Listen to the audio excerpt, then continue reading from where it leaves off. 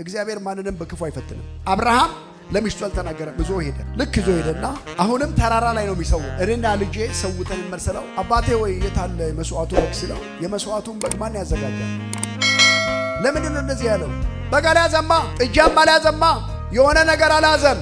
አብርሃም ስንት ልጅ ነው ያለው? የኪዳን ልጅ ስንት ልጅ? አንድ ልጅ። አሁን እስኪ ሳራ ብትሰማ ትጮዋለች አትጮውም? ለሳራ ነገራት። አሁን አያስፈልግም። አይንን ጨፍነ ለማንም ሳታወራ ለሰይጣንም ሳታወራ ያው ይሄን ቀጥታ ይዞ ሄደ። ከዛ ሄደ ያለ ልጁ እግርን ዘርጋ።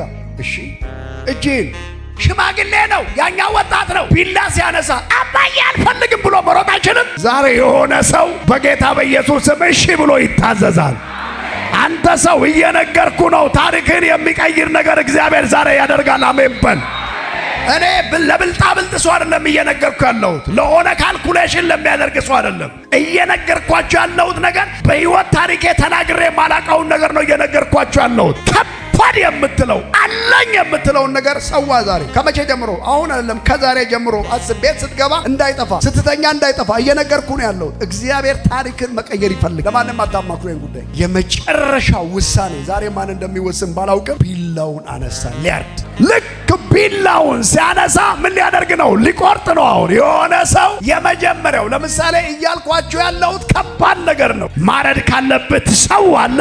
እግዚአብሔር አምላክ ታሪክን በኢየሱስ ስም ይቀይረዋል። ቢላ ማንሳት ማለት ምን ማለት ነው? ያላችሁን ነገር ቢላውን አንስታችሁ እንደዚህ ልታደርጉ ስትሉ እግዚአብሔር እንዳታደርጉ ደግሞ ይከለክላችኋል። ምንድን ነው የሚለው እግዚአብሔር? ምን አለው? ቢላውን ከብላቴናው ላይ መንበል አንሳ ካለ በኋላ ከዛ በኋላ ምን የሚለው? ቁጥር ስንት ላይ ነው እንደዛ የሚለው? 12 ላይ በጌታ በኢየሱስ ስም አነበዋለሁ። እርሱም እንሆኝ አለ። እርሱም ብላቴናው ላይ እጅህን አትዘርጋ፣ አንዳችም አታድርግበት፣ አንድ ልጅህን ለኔ አልከለከልክምና እግዚአብሔር የምትፈራ እንደሆን አሁን አውቄአለሁ አለው። አብርሃምም ዓይኑን አነሳ፣ በኋላውም ሆኖ አንድ በግ በዱር ውስጥ ቀንዶቹ በሰቤቅ ተይዘው አየ። አብርሃምም ሄደ፣ በጉንም ወሰደ፣ በልጁም ፋንታ መስዋዕት አድርጎ ሰዋ። እግዚአብሔርም ያንን ቦታ ያህዌ ራእይ ብሎ ጠራው።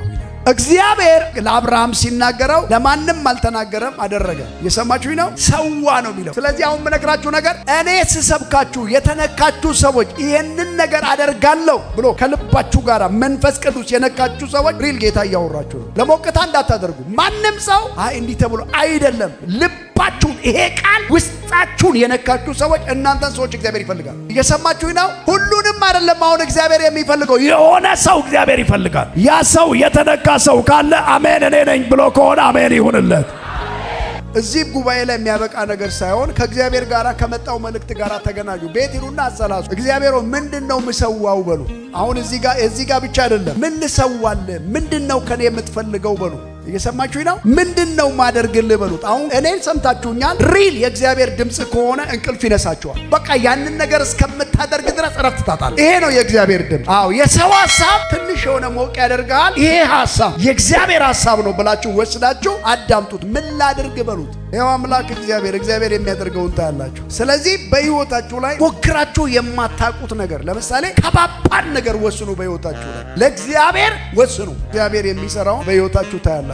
ያ ሰውዬ ከየት ነው የመጣው? ጌታን አይቶ መጣ አይደል? ጌታን አይቶ መጥቶ ስንት መኪና ነበረው? ወደ 3 ነው ወደ 4 መኪና ገና። ቤቱን ሸጠ፣ መኪናውን ምን ሁሉ ሰጠና ለእግዚአብሔር መንግስት ሰጠ። እኔ በቃኝ አልፈልግም ማለት ለጌታ ከዚህ በላይ እናረግለታል። እቺ ቤተ ክርስቲያን በእናንተ ምክንያት ብዙ ተጽዕኖ እየፈጠረች ነው ያለችው። አሜን። በጣም ብዙ ስራ እየተሰራ ነው ያለው። ይሄ የምንነትን ነው የሚያመለክተው፣ የእናንተን የቸርነትን ጥልቅ ነው። በጌልጌላ አካላት በጣም ነው ሙኮራው። በሕያው ጌታ እንኳን አድርጉ ተብላችሁ አይደለም ሳትባሉም ታደርጋላችሁ። ግን እኔ አሁን የምጸልይላችሁ ከእናንተ በላይ አልፋችሁ ለሌሎች ረጂ እንድትሆኑ ፈልጋለሁ። መጽሐፍ ቅዱስ ይላል የገዢ ቁጣ እንኳን በተነሳበት ጊዜ እግዚአብሔር በስፍራ ነው የሚመጣው። አብርሃም ስፍራውን ለቆ ሄደና ሚስቱን አስነጠቀ። ሄደ የተባለው የት ነው? ድንኳኑን ተከለ። እንዴ በጋይ ማን አደረገ ይላል? ቤቴልን ደግሞ ቤት አደረገና ድንኳኑን ተከለ። ከዛ በኋላ ራብ መጣ ይላል። ራብ ሲመጣ ሰበሰበና ወዴት ሄደ? ወደ ግብፅ ወረደ። እግዚአብሔር በይስሐቅ አባትን እንደወረደ እንዳትወጣ ነግሬሃለሁ። በዚሁ ምድር ምን በል ተቀመጥ፣ እዚሁ ስፍራ ላይ ይባርክ። ስለዚህ ሰውየው ባድ የሆነ ነገር ይዞ መጥቷል። የተባለበትን ትቶ መርከቧ ላይ ወጣ። መርከቧ ላይ ወጥቶ መርከቧ ተናወጠች። ትጸልያለህ ጠብ የሚል ኧረ ምንድነው እዚህ ላይ ምን ችግር አለ?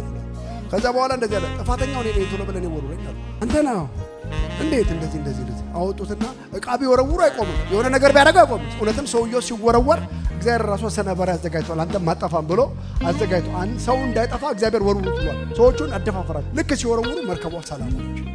እስራኤል ሰላም የሆነው አክዓብ በእሳት ሲቃጠል። ምን ልላችሁ ፈልጌ ነው፣ እዚህ ውስጥ ያለው መንፈስ በመካፈል መንፈስ ቅዱስ ወደ ሆነ ቦታ ያደርሰናል። መርከቧ ማናት? ሹፌሩ ማነው? መንፈስ ቅዱስ። ወዴት ነው የሚያደርሰን? ወደምንፈልግበት ያደርሰናል። ከመርከቧ ላይ እኔ ወደ ውሃ እገባለሁ እወረወራለሁ ይላል። ግጥም አድርጎ ነው የሚይዘው። ገገም ካለ ያዝ ይባላል። ለዚህ እንዲህ ሲንጥ የሆነ ጭንቅንቅ ውስጥ ይገባል። ላቡሉ ሊመጣብህ ይችላል። ግን ቸርች ውስጥም ሆነ እንደዚህ እየተጨነቅ ያለ እንኳን ደስ አለ ትደርሳለህ። እጃችሁን ከፍ አድርጉና በጌታ በኢየሱስ ስም እግዚአብሔር ወዳየልኝ እደርሳለሁ በሉ ባካችሁ። ስለዚህ እምነት ምኑ ነው ማለት ነው? እግዚአብሔር ወዳየልን መድረሻ ነው። ወደ እግዚአብሔር የሚያደርሰን ታንኳ ቤተክርስቲያን ናት። መንፈስ ቅዱስ ደግሞ መሪ ነው። ምን ብሏል? ይመራችኋል አላለ? ምን ያደርጋችኋል? ታዲያ ሌላ መሪ ከየት ይመጣል? እኔ ብሄድ ይሻላል። እርሱ ካልመጣ ከኔ ያለውን መጥቶ አይነግራችሁም። ከኔ ያለውን መጥቶ እንዲነግራችሁ፣ እንዲመራችሁ፣ እንዲያሳስባችሁ እሱን እልክላችኋለሁ። ስለዚህ ቤተክርስቲያኔን በአለት ላይ ምን እላለሁ አለ እመሰርታለሁ። የጋንም ልጆች አይችሉአል። ስለዚህ ቤተክርስቲያን ሁሌ መቀመጣችሁ ለእናንተ ሞገስ። ይህ ሰው በመቂ ከተማ ውስጥ ለምሳሌ ብናደርገው ወይ በአንድ ከተማ ውስጥ ብናደርገው እንደ ኖህ አድርገን ብንወስደው ሰው ሁሉ የራሱን ነገር ነው የሚያደርገው። ሰው የፈለገውን ነው የሚሰራው፣ የፈለገውን ያደርጋል። ምዕራፍ 6 ላይ የፈለገውን ይላል። ግን አንድ ሰው በእግዚአብሔር ፊት ጻድቅ ሆኖ ተገኘ። ዘፍጥረት ምዕራፍ 6:8 ላይ ኖህ ግን በእግዚአብሔር ፊት ሞገስን አገኘ ይላል። ኖህ በትውልዱ ጻድቅ ፍጹም ሰው ነበር። ኖህ አካሄዱን ከእግዚአብሔር ጋር አደረገ። ኖህ ጻድቅ ነበረ። ኖህ ፍጹም ነበረ። ኖህ አካሄዱን ከእግዚአብሔር ጋር አደረገ። ሌላው ግን አካሄዱን ከሆነ ነገር ጋር አድርጓል። ቤተክርስቲያን መጣችሁ መንፈስ ቅዱስ ላይ ይኸውልህ፣ ሹፌሩ መንፈስ ቅዱስ ነው። ቤተክርስቲያን መኪናው ነው ብዬ እንዳልኳችሁ እየመጣችሁ የሆነ ነገር የምትቀበሉ ሰዎች ከሆነ አደጋ እግዚአብሔር ያስመልጣችኋል። ስለዚህ ምን አለ? ኖህ ፍጹም ሰው ነበረ። ኖህ ጻድቅ ነበረ።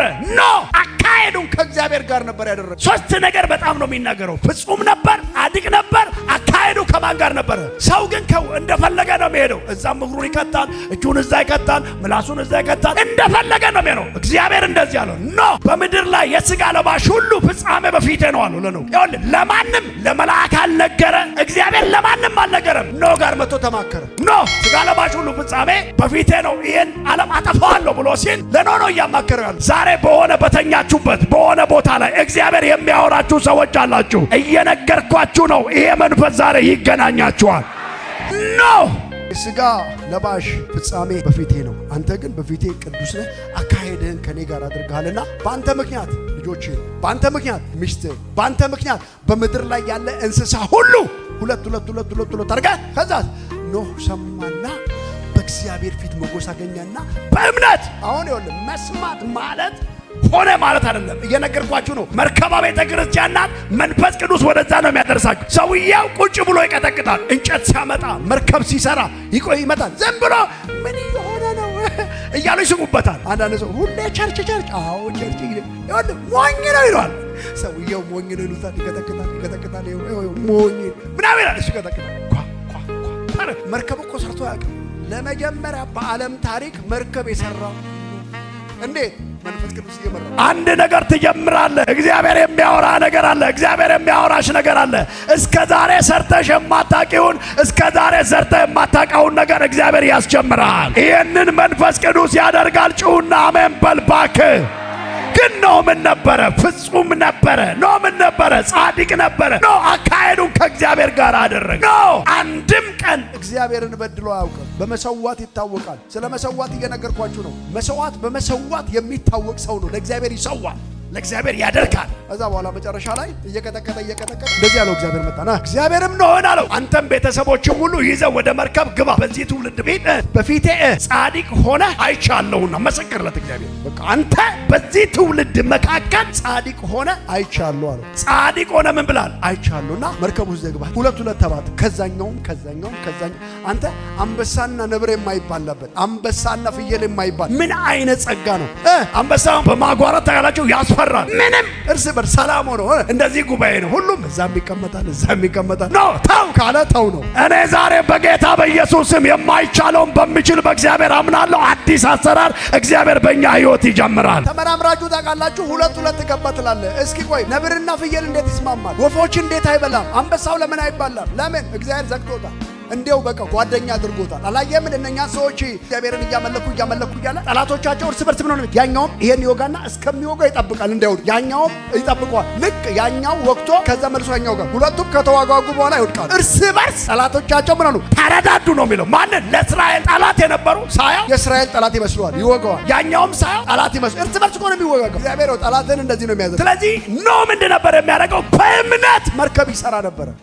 አንድም ቀን ከመርከብ ስራ አቋርጦ አቅም ሞኝ እየተባለ ልክ ሲጨርስ እሱ ራሱ ይሄን እኔ ነኝ እንደ የሰራው ሳይል አይቀርም። ባይጻፍ የሰራው ግን መንፈስ ቅዱስ ነበር አብሮ